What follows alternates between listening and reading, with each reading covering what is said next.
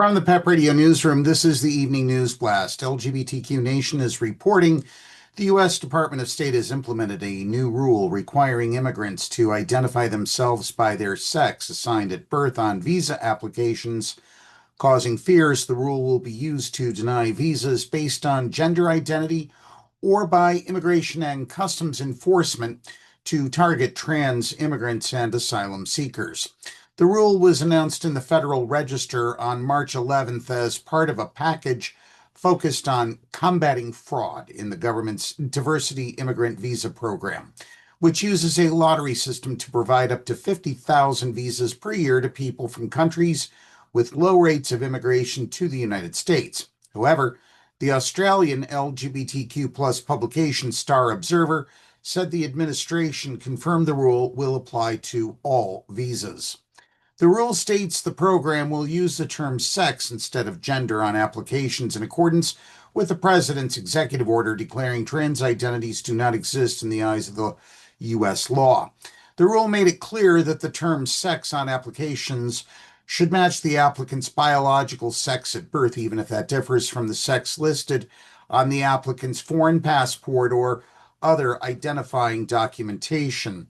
The move could create both bureaucratic headaches and heightened risk for trans immigrants who were legally allowed to update their gender on their passports in their home countries or who were allowed to use the non-binary X marker. Discrepancies in the documentation will no doubt bring confusion and also increase the potential for the administration to target trans immigrants in its deportation crusade. The Trump administration's new rule allowing DHS and ICE to scrutinize and potentially deny visas and immigration benefits to people based on perceived gender identity fraud is the administration's latest political attack on America's transgender community. Sean Ebony Coleman, the transgender founder and CEO of LGBTQ plus organization Destination Tomorrow, told The Advocate. While framed as an immigration measure, this rule builds on the Trump administration's efforts to restrict recognition of gender identity and limit access to personal government documents. Coleman said, policies like this create harm and open the door to profiling, harassment, and discrimination against transgender people, including U.S. citizens. This is far from the administration's first attack on trans travelers. Last February, the State Department told U.S. immigration officials around the world to deny visas to transgender athletes attempting to enter the U.S. and to permanently ban any athletes who misrepresent their birth sex on visa applications. The directive, written by Secretary of State Marco Rubio, said to ban trans visa applicants under a section of the 1952 Immigration and Nationality Act that issues a permanent fraud bar for people who lie on their visa applications. The fraud bar could issue a lifetime exclusion against trans applicants with few waivers to overturn it.